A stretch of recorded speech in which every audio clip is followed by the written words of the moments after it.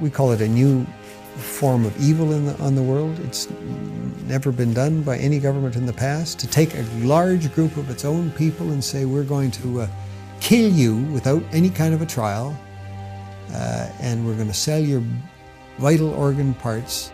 An individual from the United States or Canada, for example, could anticipate undergoing transplantation on a specified date. It's a crime against humanity. It's abhorrent, and it needs to stop.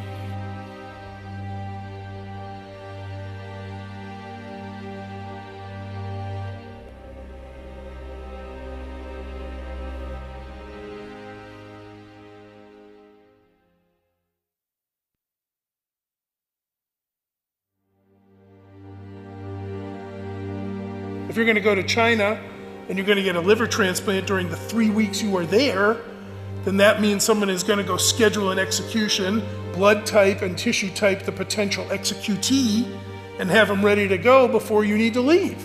Starting at the end of 1999, the number of transplants taking place just exploded. China carries out more organ transplant surgeries than any country besides the United States. But unlike other countries, China has no effective organ donation program. That's because culturally, Chinese people believe the body must stay intact even after death.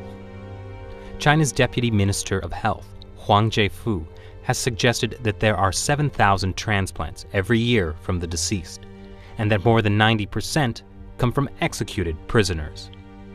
The number of criminal executions in China is classified as a state secret, but Amnesty International's estimate is about 1,700. The numbers just didn't add up. It's just too large of a discrepancy there. With only 1,700 executed criminals and no effective donation system, where do the rest of the organs come from?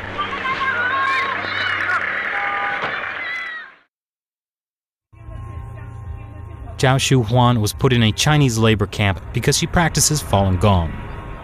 我每到一个劳教所，他都会让我们检查身体，给我们抽血验血。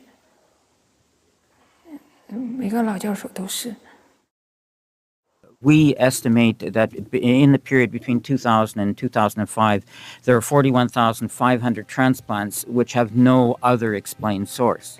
I'm absolutely convinced that over a long period from 1999 onwards, organ harvesting from prisoners has been taking place, especially with Falun Gong. 他领了到他那个马三家教养院有医院呢。 那个医院就是做我真理解好像就是验尿啊抽干戈。 Doctors would come into the camps, they would look in their eyes, they would examine their organs with ultrasound and the like, and they were the only people in these camps who were medically examined thoroughly. In 2006, two Canadians, international human rights lawyer David Matas and former Secretary of State for Asia-Pacific David Kilgore, started to investigate allegations of forced organ harvesting in China. They found at least 52 points of circumstantial evidence, including websites of Chinese hospitals offering matching organs in less than a week. It's just not possible unless you have an unlimited source of organs. And these are people who are alive. We're talking about live donors. The actual transplant surgery itself was the form of execution. These were living people that were killed for their organs. Makes you think of some grotesque restaurant where you go in and you pick your lobster in a tank. But these are human beings we're talking about. The military's making money off of it. The hospitals are making money off of it. The middlemen are making money off of it. And we talk about money. We're talking about a multi-million-dollar operation.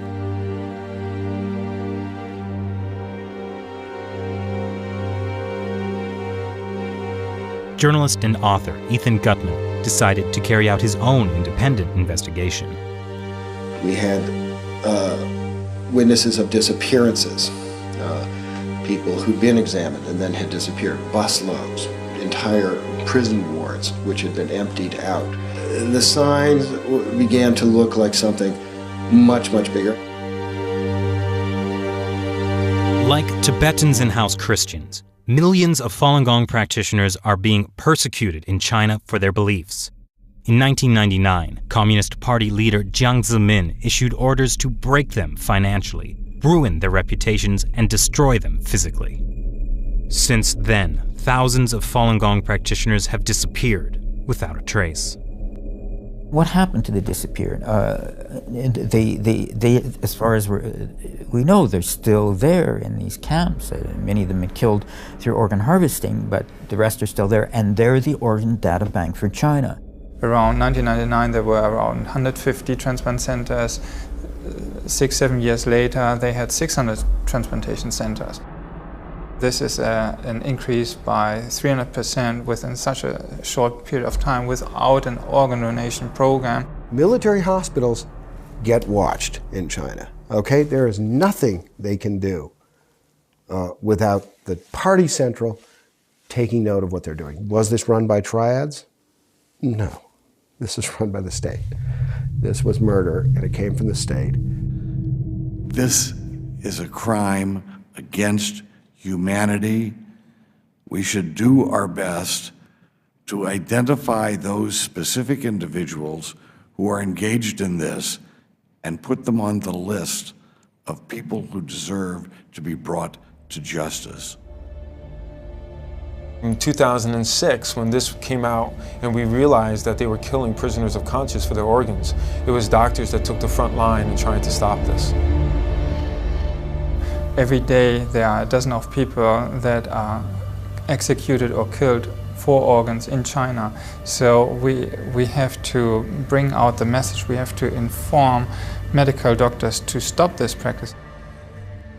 But it's not only the medical community that's getting informed.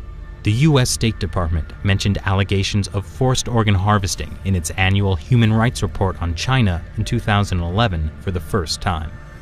On October 3rd, 106 U.S. congressional representatives signed this bipartisan Dear Colleague letter to the State Department, demanding they reveal information on organ harvesting that they may have obtained from their sources in China. This barbaric human rights abuse must be stopped, but to stop it, we first have to further expose it. And with even more petitions circulating online, the issue is starting to get worldwide attention, but more needs to be done.